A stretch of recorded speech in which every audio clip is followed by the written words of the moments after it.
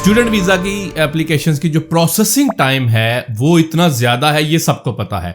ये कब तक नॉर्मलाइज होने जा रहे हैं, इसके बारे में कितनी बात हो रही है, किन लेवल्स के ऊपर बात हो रही है, क्या क्या इंडिकेशंस हैं कि अब आइंदा आने वाले दिनों में ये जो प्रोसेसिंग टाइम है ये कम हो जाएगा। आज मैं इस हवाले से बात करूंगा। ये एक खबर छपी है, मैं इसको पढ़ूंगा, अपना एनालिसिस दूंगा। इस वीडियो को एंड तक देखें ताकि बहुत सारे जो पॉइंट्स हैं उनमें से कुछ जो इंपॉर्टेंट पॉइंट्स हैं आपके लिए मिस ना हो जाएं।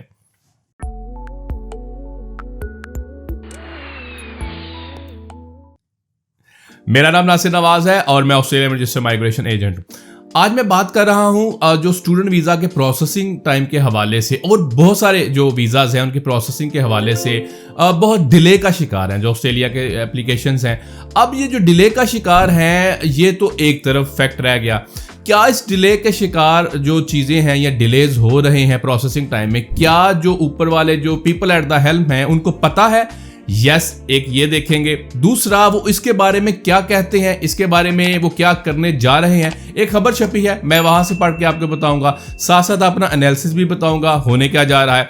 तो सबसे पहले जी इसमें यह है कि The country's national cabinet recently agreed to affirm its shared commitment to urgently addressing skill shortages. एक तो ये The International Education Association of Australia noted that the discovery of significant delays to student visa processing times has come at the worst possible time for Australia's beleaguered international education sector. अच्छा, उन्होंने ये कहा कि ये जो Covid वाला मामला तो हो गया, अब जो आने वाले ये दिन है, ये जो दिन चलने, बॉर्डर्स ओपन हो चुके, तो ये एक बड़ा वर्स्ट टाइम चल रहा है और जो डिलेज हैं they are adding fuel to the fire के वो फैन कर रहे हैं इसको, और ये डिले जो शिकार है इससे बड़ा एक धचका लगता है।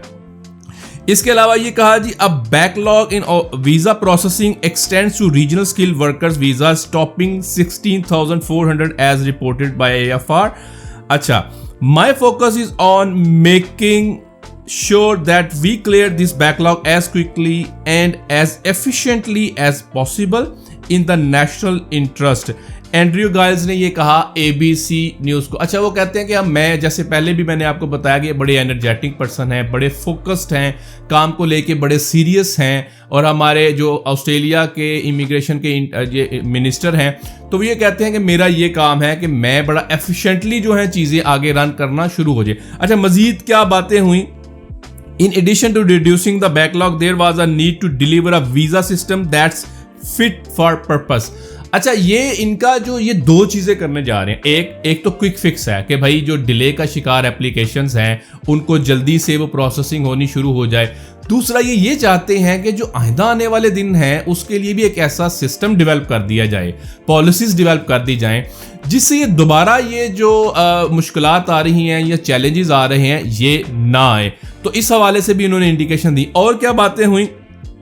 इन्होंने ये कहा कि budgetary cuts of around 875 million to the department of home affairs in the last budget cycle have considerably impacted the visa processing time.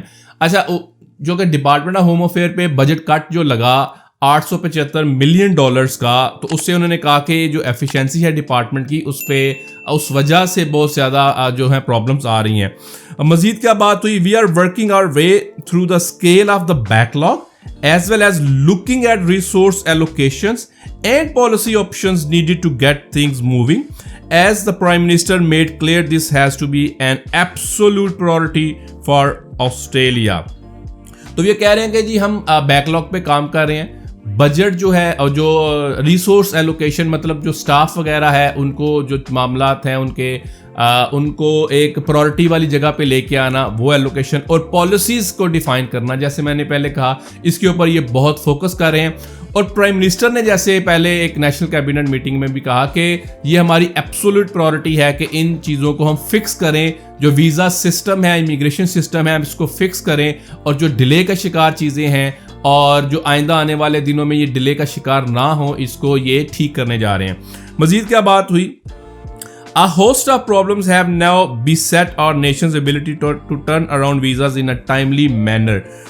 This is my number one priority as well, to get on top of the backlog, एक backlog के ऊपर, but also to ensure that it doesn't happen again and that we move away from the lazy approach to immigration policy of the last 9 years and really tie it to a clear vision of our economic future and sort of country we want to continue to be the world's most successful multicultural society, Giles emphasized. देखें, कहते हैं backlog और policy आगे ऐसी बनाई जाए कि जो पिछले 9 सालों में, देखिए आपको ये भी पता होगा कि पिछले 9 सालों में लिबरल की गवर्नमेंट रही, अब ये लेबर की गवर्नमेंट है, तो ये चाहते हैं कि ये बहुत डिले का शिकार है। अच्छा, ये बात बिल्कुल ठीक है कि पिछले चंद सालों के अंदर वीज़ा प्रोसेसिंग टाइम जो है या वीज़ा प्रोसेसेस जो हैं वो बड़े स्लो हुए हैं। जिन से जो वीज़ा सब क्लास से लोग इम्पैक्ट हुए हैं उनको पता होगा।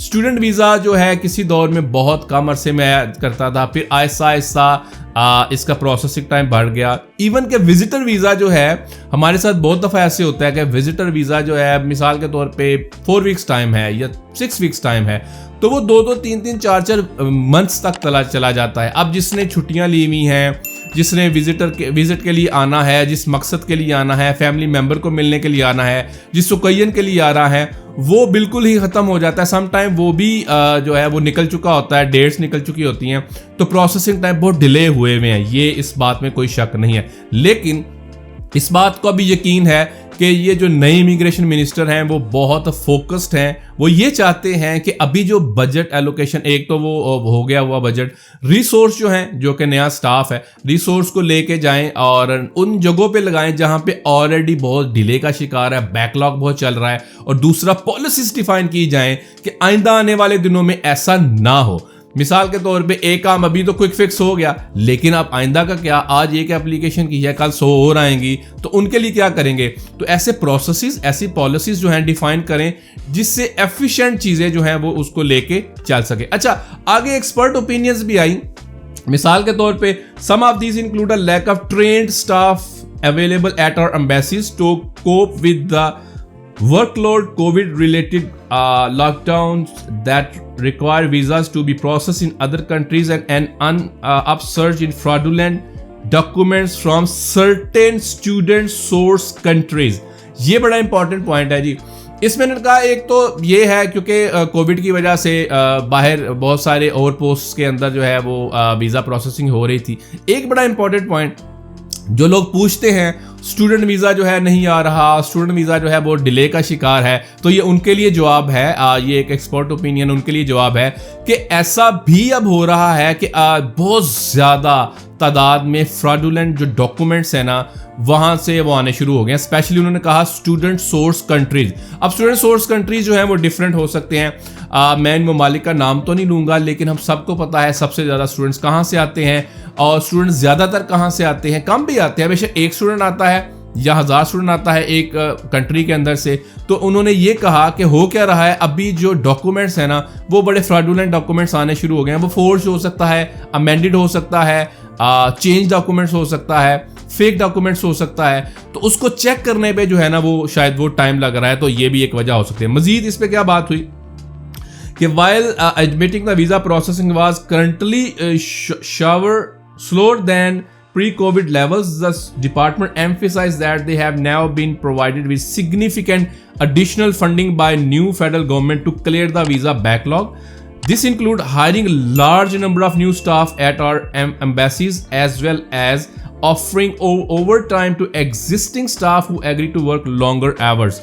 तो कहने का मतलब ये है, पीछे देखे प्रॉब्लम की बात हुई, ये इनको पता है। नेशनल कैबिनेट में भी बात हुई। एंड्रयू गाइल्स जो हमारे इमिग्रेशन मिनिस्टर हैं उन्होंने पहले भी बात की, अभी भी उन्होंने बात दोबारा की, अभी वो बड़े फोकस्ड हैं। ये तो सबको पता है प्रॉब्लम चल रही है। प्रॉब्लम का हल क्या है, तो हल के ऊपर उन्होंने ये कहा कि हम जो एक्स्ट्रा स्टाफ जो है, एक तो पहले बात उन्होंने की कि रिसोर्स जो है उनकी एलोकेशन करनी शुरू कर दी, एक्स्ट्रा स्टाफ हायरिंग होनी शुरू हो गई। और जो लोग एग्जिस्टिंग स्टाफ हैं उनको भी कहा कि आप अगर ओवर टाइम लगाएं, जो कि एग्री करते हैं, क्योंकि आप किसी को ऑब्वियसली फोर्स नहीं कर सकते, तो ओवर टाइम के ऊपर जो कि एग्री कर रहा है स्टाफ, उनको भी कहा और उन ओवर टाइम पे भी स्टाफ काम करना शुरू कर दिया। अब देखिए यकदम से आपको ड्रामेटिक चेंजेस नज़र नहीं आती, क्योंकि ऐसा होता है जब आप एक बड़े मकसद के लिए कर रहे हैं। मिसाल के तौर पे आपने एक एप्लीकेशन करनी है, उस पर एक्शन लेना है, वो आपको उसी टाइम जो है वो ड्रामेटिक चेंज नज़र आएगा, आपको नज़र आएगा बस ठीक है जी हो गया। लेकिन अगर आपने 10,000 एप्लीकेशन करनी है तो वो स्लोली आपको उसके इम्पैक्ट्स नजर आएंगे। आपने 50,000 एप्लीकेशन करनी है तो आपको स्लोली जो है वो इम्पैक्ट्स नजर आएंगे। लेकिन द गुड थिंग इज कि direction is right and they know what to do, और उनको पता है, पॉलिसीज बना रहे हैं, जो रिसोर्स को एलोकेट कर रहे हैं, नया स्टाफ आ रहा है, ओवर टाइम कर रहे हैं।